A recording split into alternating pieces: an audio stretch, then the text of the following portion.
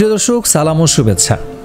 স্থলবন্দর দিয়ে বাংলাদেশ থেকে 9 ধরনের পণ্য আমদানিতে নতুন করে ভারতের নিষেধাজ্ঞাকে বিশ্লেষকরা দুদেশের রাজনৈতিক সম্পর্কের ফাটলের বাস্তবতার নিরিখে বিচার করছেন, যার শব্দ এখন পাট শিল্প, পোশাক খাত এবং পুরো রপ্তানি ব্যবস্থার ভিত কাঁপিয়ে দিচ্ছে।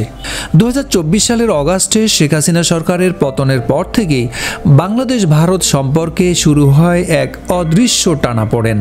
প্রথমে কথার লড়াই, পরে অর্থনীতিতে ধাক্কা, আর এবার তো সরাসরি নিষেধাজ্ঞা। শুক্রবার 27 জুন ভারতের বৈদেশিক বাণিজ্য অধিদপ্তর নতুন করে নিষেধাজ্ঞা দিল বাংলাদেশি 9 ধরনের পণ্যের উপর। স্থলবন্দর দিয়ে এই পণ্যগুলো আর ভারতে যাবে না, শুধু একটাই রাস্তা খোলা, মুম্বাইয়ের নওয়াবা সেভা বন্দর। কিন্তু এখন প্রশ্ন হচ্ছে, এই সিদ্ধান্তে কে আসলে ক্ষতির মুখে?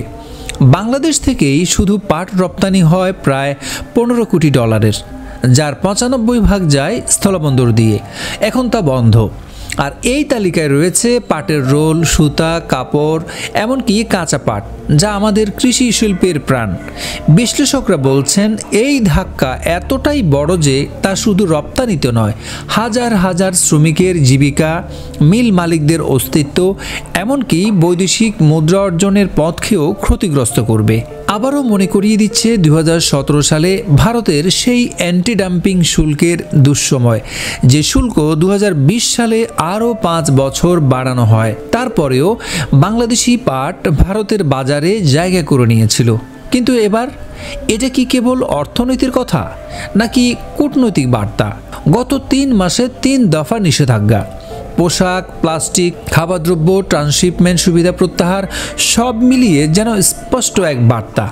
ভারত এখন বাংলাদেশের অন্তর্বর্তী সরকারের উপর কোনোভাবেই ভরসা করছে না। অন্যদিকে বাংলাদেশ থেকেও প্রতিক্রিয়া এসেছে।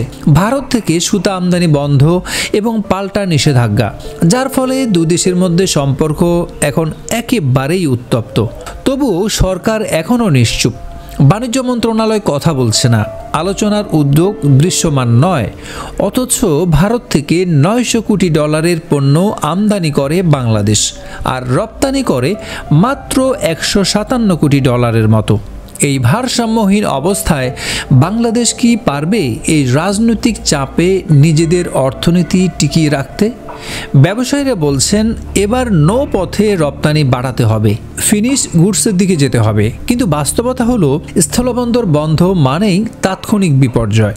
ভারত বাংলাদেশ সম্পর্কের এই টানাপোড়েন এখন আর শুধু মিটিং রুমে সীমাবদ্ধ নয়, ছড়িয়ে পড়েছে শ্রমিকের কপালে, কৃষকের মাঠে, পাটকলের গেটে এবং দেশের বৈদেশিক মুদ্রার রিজার্ভে।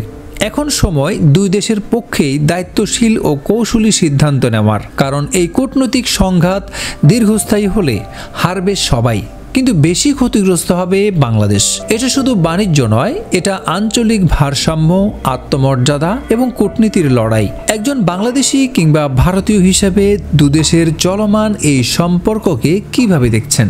কি হতে পারে তার ভবিষ্যৎ রূপরেখা? জানাতে পারেন কমেন্টে। এতক্ষণ সাথে থাকার জন্য ধন্যবাদ।